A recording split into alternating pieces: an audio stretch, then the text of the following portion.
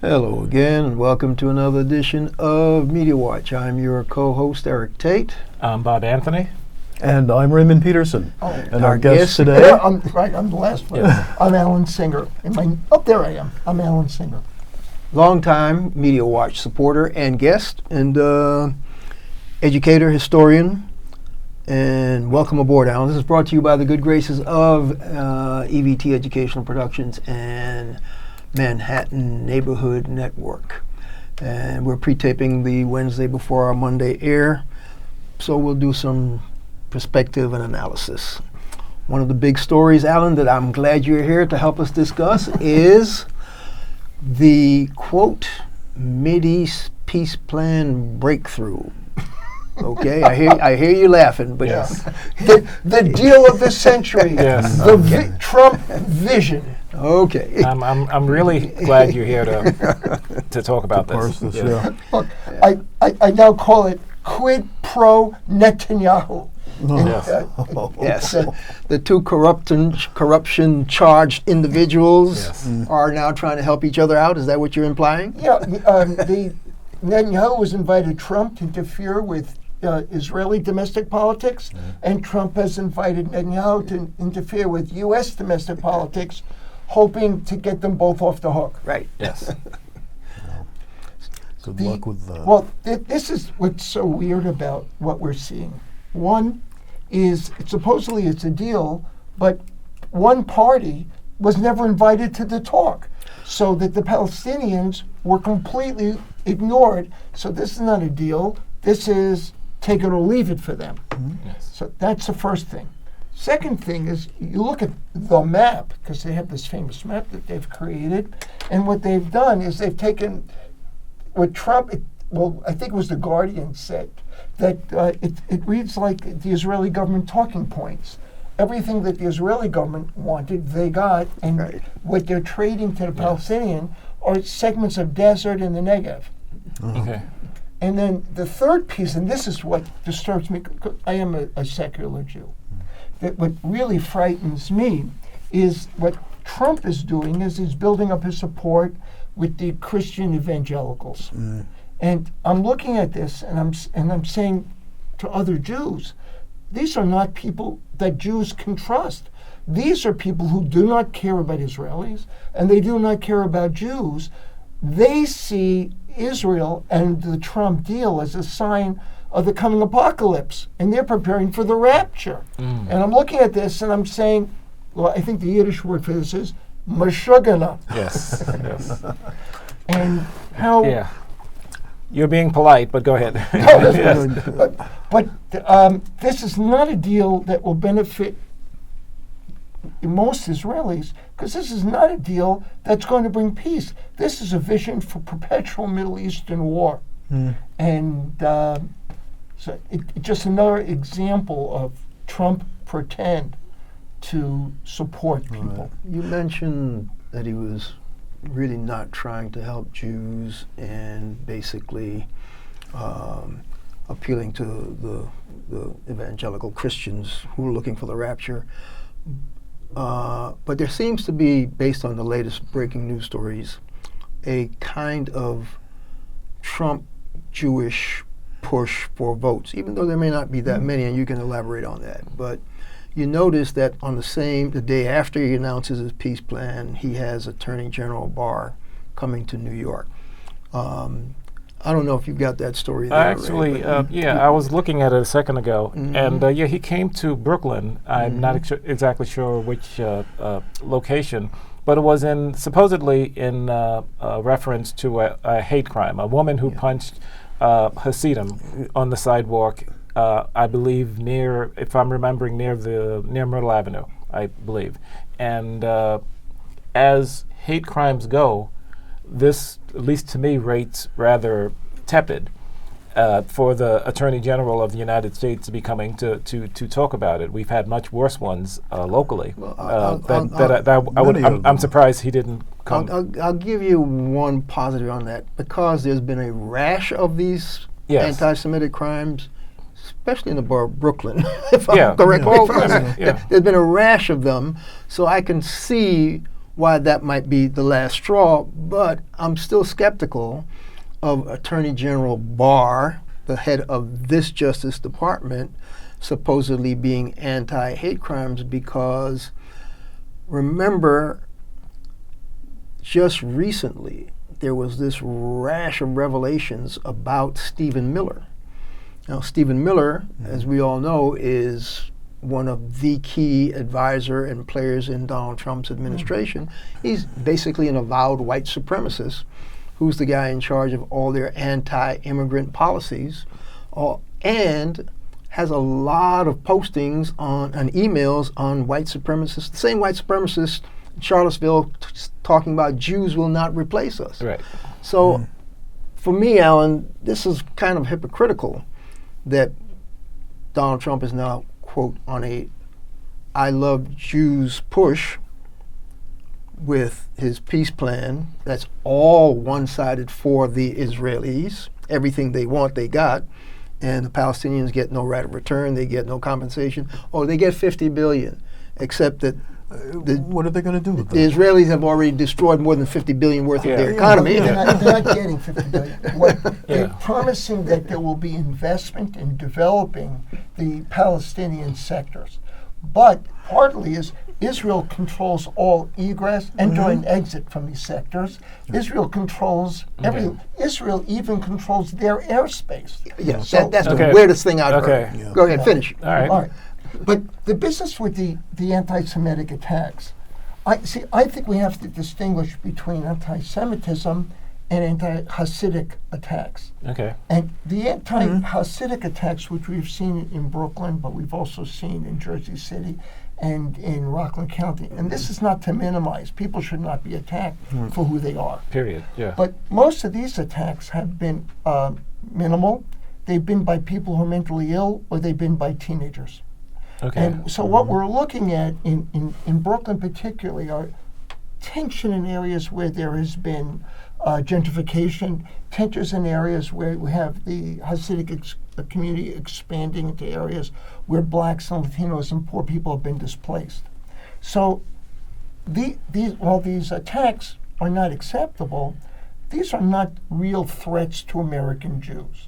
The real threats to American Jews, the real threats to European Jews, have come from right-wing neo-Nazi groups. Okay. And these are the people who are involved in the attacks in California, Poway. These are the people who are involved in the attacks in Charlottesville. These are the people who are involved in the attacks in Pittsburgh.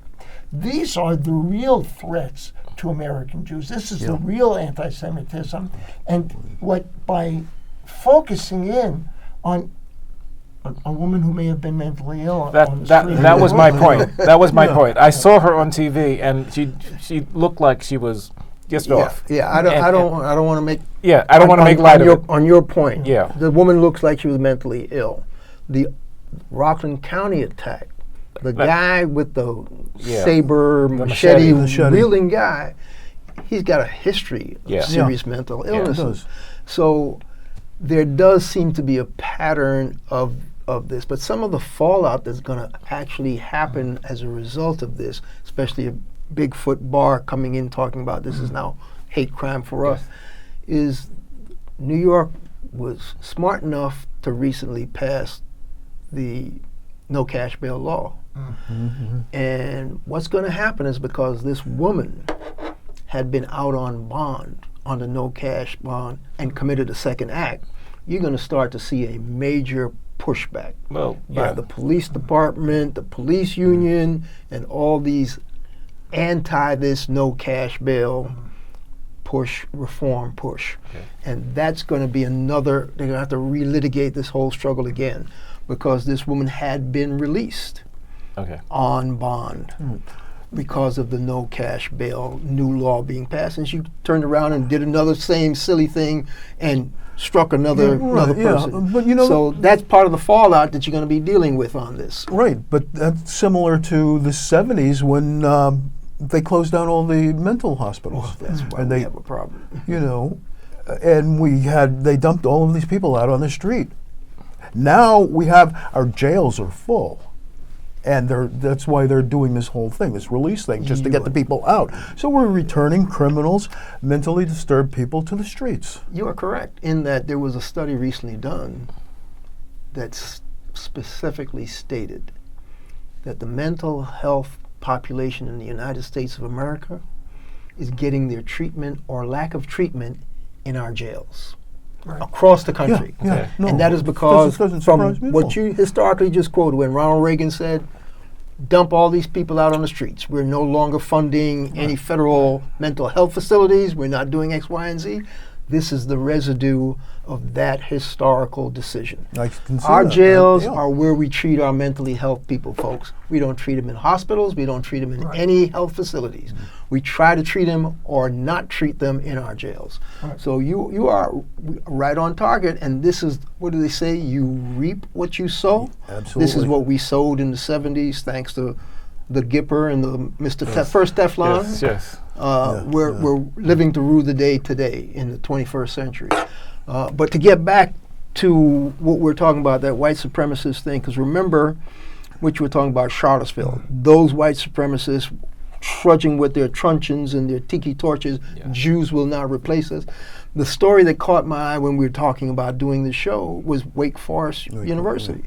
Wake Forest, back in the fall, 3 months ago, they had an email threat that came to the sociology department calling for a purge of all minorities and the LGBTQ communities. And of course, the quote, others, and I'm sure was including that white supremacists, or those Jewish people. So the nature of the beast is this rash or this new wave, because it's not just Charlottesville. It's these emails. It's Stephen Miller in the White House with his assault on legal immigration in addition to illegal immigration. Anybody that's the other, that's been labeled as the other. And that's the key. That's and the that's other. the case. Yeah. So I don't know, Alan. Let's. You had a way of trying to broaden this out. On one of the other topics that you were talking about, correlating the anti-Muslim, anti-Jews. What is anti-Semitism and what is anti-Jewish? What is how do we deal with parsing, like you started to do about Hasidim neighborhood gentrification attacks as opposed to truly national, global anti-Semitic things? How do we come to grips as a society in trying to even have the discussion? Because people are going to attack you for attacking the peace treaty. I'm serious. I've seen it happen on more than one occasion when I've had Jewish people guests on Media Watch. Look, one of the things that happened after the last wave of anti-Semitic incidents in Brooklyn is that both the governor, Cuomo, and Mayor de Blasio has decided that the schools are going to have to address this, and they're going to have educational programs, and they're going to have Holocaust education. Now, I've been a teacher for 50 years. I know that just having a lesson on the Holocaust is not going to change upset in communities, and certainly not going to address people who are mentally disturbed who have just been released from incarceration. So it's a pretend solution to the problem. The other thing that really needs to be discussed in a neighborhood like Crown Heights. So you're going to take all of the Black and Latino kids, and they're going to have Holocaust education so that they're no longer anti-Semitic. But they're not going to have any connection with the Hasidic community because those kids don't go to public schools. And they want to be separate. But those programs, that's sort of like the sexual harassment training that they have in corporations. You know, everybody goes through them, but we still have problems with sexual harassment in the workplace. So I'm wondering, is that really a viable way of handling the situation? I mean, education, yes, obviously is a way to solve a lot of problems, but anybody listen to these Well, things? don't you say, when the bigot in chief is insulting Muslims and Yeah. Latinos Yeah. and every group, and how do you expect the kids not to respond? Exactly. Right. One of the things that, because it's also the issue of code words. So the Times had a piece on people who are being, this week, on people who are being displaced in the Midwest and they can't get the jobs that they once had. And they're angry with the urban, educated, secular liberals who are ignoring their problems. Mm-hmm. Well, I have to tell you, when they say urban, educated, secular liberal who are ignoring their problems, they're saying Jew. Okay. And so, we have Okay. code words. Yeah. So even though the Trump people are not attacking Jews, Right. they are stimulating the attack on the people who actually are Jews. Yeah.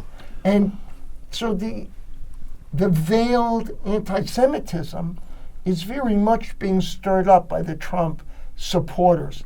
And I think there needs to be a response to the Trump administration. But- and that's what you said about the Miller guy. This administration is good at creating good visuals. This agreement is a good visual. This anti-Semitic, this anti-Semitic, voice they're trying to spread is a good visual. The anti-sexual harassment at big corporations, it's a good visual. Everybody, It's a they great end up PR, yeah, They end sure. up looking good, Right. but it doesn't really solve the issue. Well, it covers the issue.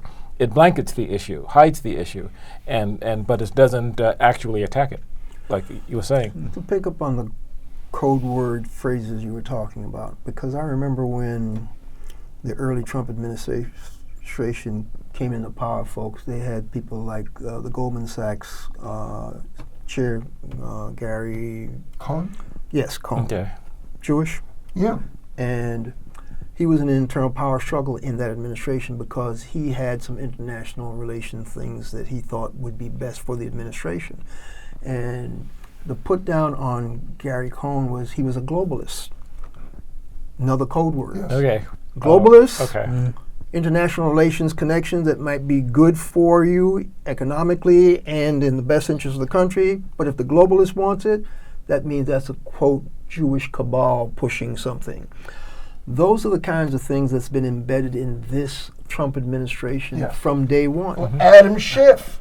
And Yeah, yes. Jerry Nadler. Again, Yes. Yeah. no respect for them as lawyers and as representatives, No. but they're shifty. Yes. Yes. Yeah. Yeah. Exactly. They're used as prime examples of what you need to fight against, and of course they are.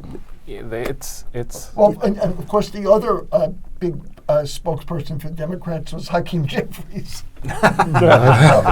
That sounds like he's a Muslim. Yeah. He may not be, Yeah. but with the Yeah. first name like He's definitely Hakeem. black. Yes. Yeah. It's the black and Jews are out to get Yes. Trump. And they play that up. Yeah. It's a great visual for their supporters.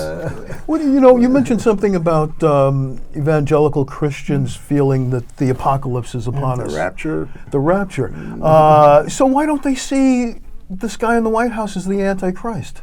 No, they see him as they actually said he's God's representative. Oh my God God. does things in But strange that's- ways. that's Wow. the point. He God gave does us do Trump things, to but- fight for our values. But there will be Wow. a false prophet who is the Antichrist. They're not using that quote. I know they're not, but if they're, And if it turns out that his policies fail and he is the false prophet, they're going to turn on the Jews and the blacks. Oh. Right. You brought us the false it- prophet. yes, right. Yeah, The you're Jews right. and blacks are always there Wow. to be turned on. No matter how the You're right. cards turn I out, hate it's to say bad. it, Whatever way, we did it. Yeah. You can't win. Remember, You can't win. the other. Yeah. The other. Remember, It's- the other. we are the other. I mean, that is Stephen Miller's game plan.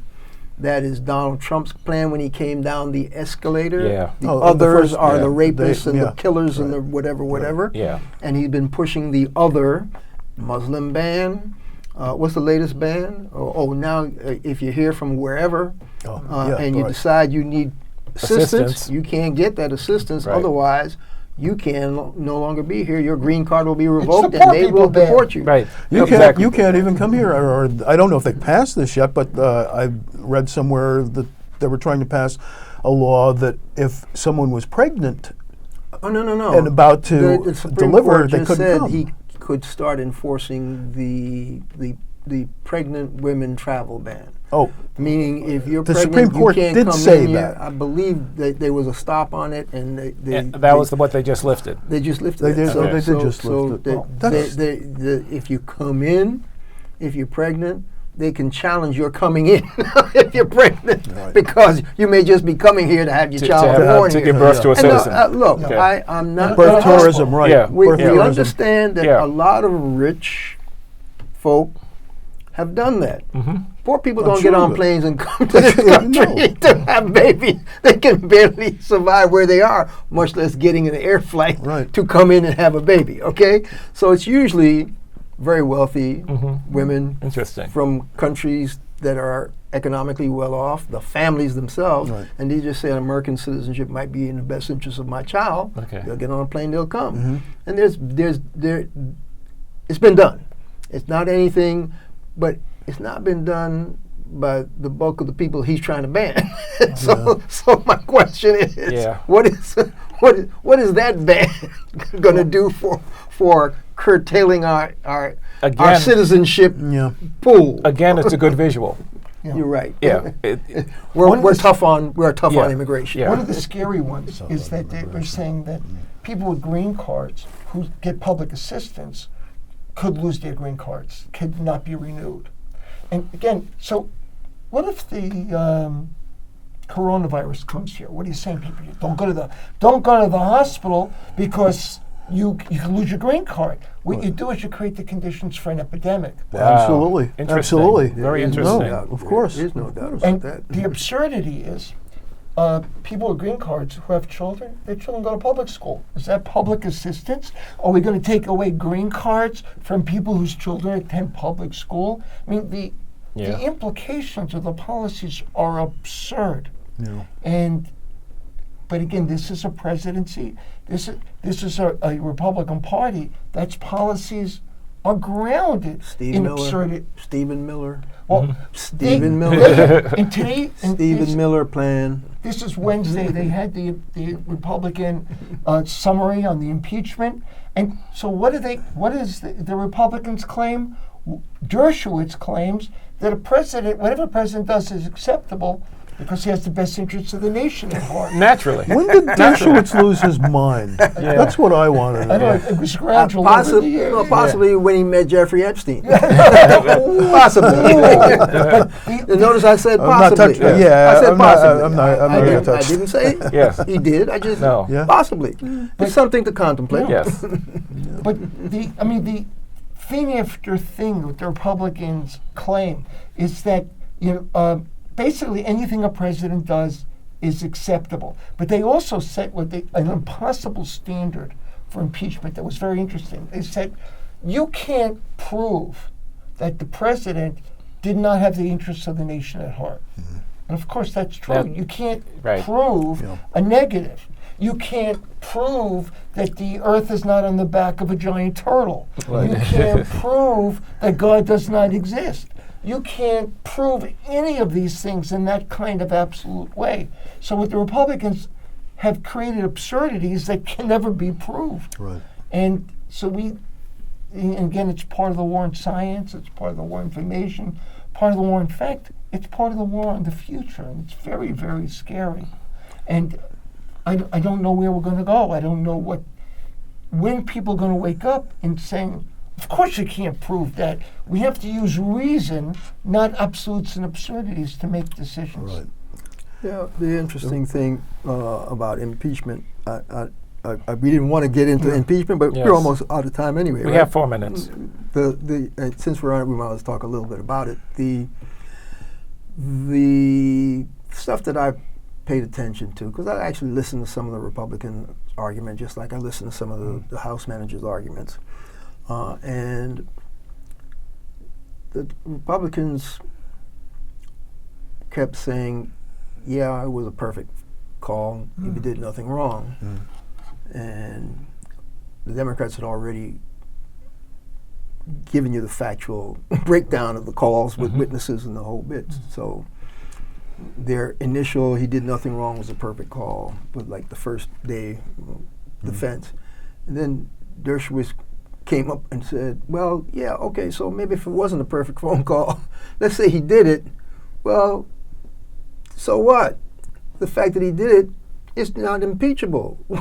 So the question is, for these Republicans and their defenders, is there anything that's going to be impeachable? Yeah. Is there anything that a president can be impeached for? Right. Especially when Cipolloni's closing argument was, they're trying to neglect an election.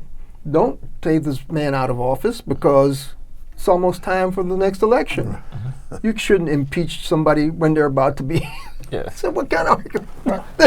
The impeachment clause was to get him out if he's bad. Doesn't matter when you get him out. But you were talking about the policies. I mean, the absurd policies and assumptions that they're making. They've got everybody buying into the post hoc fallacy. Yeah. And people, Let's say post hoc You fallacy. better explain it because Schumer was talking about I'll say it in English. It is that this happened because of this previous event, known in Latin as post hoc propter hoc. Yeah, it's like quid pro quo. Yes, I understand, but I need for our viewers to briefly. I just did. because they did this before. This happens now. Right, exactly. And I don't know why everybody buys into that because. Has it been successful? My question to you: have you seen? Apparently, it is successful because they believe everything he says. What's your reasoning for saying it's been successful so far? Because Mr. Trump, whose name I hate to say, his fallacy is that crime in America is caused by illegal immigrants, and that's a classic example. Oh, you're saying his base likes that argument and has bought into they it don't totally. question anything. Oh, okay. I thought you were talking about the rest of the people who were listening to the impeachment stuff. No, I'm talking about in general. Guess what? None of this stuff was going to put a dent in his base. I can make that statement without fear of contradiction. I believe that. I believe that. I believe that. My only hope was, in the last 30 seconds that we had, maybe some people that were elected to office to do good for the country might wake up to what their charge was, Alan and Bob and Ray. But it doesn't seem to look that that's going to happen. But as they used to say, we're almost out of time. Yes. And time will tell. This has been Media Watch, folks. I'm Eric Tait. I'm Bob Anthony. I'm Raymond Peterson. I'm Alan Singer, and thank you for having me. Always a pleasure, Alan. And we'll catch you next time. Folks, tune us in on Media Watch EVT on YouTube and Twitter.